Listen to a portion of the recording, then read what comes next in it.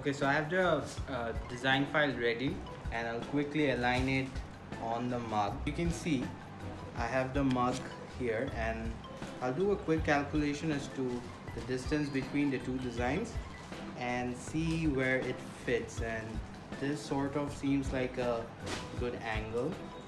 So always make sure you use sublimation tape and not the usual tape because it will burn the mug. So make sure you use sublimation and try to use as little as possible because these are actually expensive. So I'll first align it here. I'll attach the tape with the mug.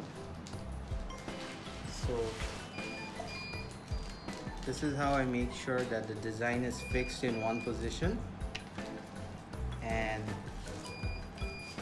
then I'll just do a quick calculation, see that there's equal distance from the top and the bottom, and then take another portion of this and align it this way. So as you can see, you can sort of see the designs, and this seems perfect to me. So I'll quickly show you the temperature. It's 380 for 150 seconds. It really depends on the product that you're using, the heat press you have. So always try and experiment with different time and temperature and see what works for you.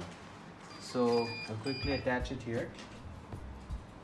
Make sure that the handle of the mug does not touch the main point of the heat press. That will burn the design.